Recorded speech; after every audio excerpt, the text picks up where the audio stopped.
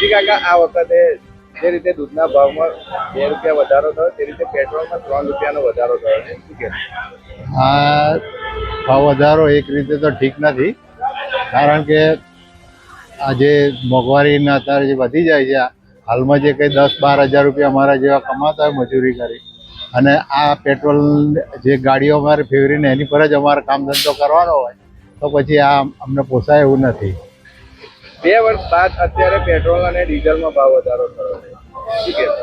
2 વર્ષ બાદ થયો છે, 2 વર્ષ બાદ થયો છે, પણ યોગ્ય નથી આ, કારણ કે આ મોંઘવારી જેમ જેમ વધતી જાય છે એમ અમનાર લોકોને તો આ પરિસ્થિતિ જે છે એ યુદ્ધના કારણે થઈ રહી છે, તો આમાં તમે શું કહેશો?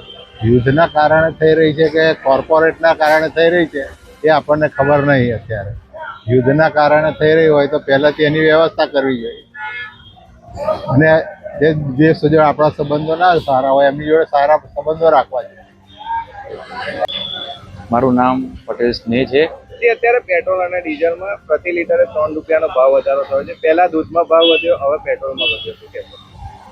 પેટ્રોલનો ભાવ તો અમને ખબર જ હતી કે વધવાનો છે, પણ દૂધની અંદર જે રીતે ભાવ વધ્યો છે, મધ્યમ વર્ગના પરિવારના આ ભાવ કઈ રીતે પોસાઈ શકે છે? તમે શું કરો છો? હું અત્યારે હાલમાં અભ્યાસ કરું છું. રોજ બાઇક ઉપર સવારી કરો? બાઇક પર જ સવારી કરવાની હોય. તો અત્યારે જે 3 રૂપિયાનો વધારો થયો છે, શું કહેશો? 3 રૂપિયાનો વધારો સરકારે કર્યો છે, જે મધ્યમ વર્ગ માટે તો પોસાયો નથી, પણ હાલમાં યુદ્ધની પરિસ્થિતિ જે પ્રમાણે ચાલી રહી છે એ પ્રમાણે સરકાર પણ એમાં શું કરે? તો મારી તો પબ્લિકને એટલી નમ્ર વિનંતી છે કે સરકારના માર્ગદર્શનને પ્રોત્સાહન આપે, જરૂર પડે તો જ બહાર નીકળે અને સરકારની અપીલને ધ્યાનમાં રાખે.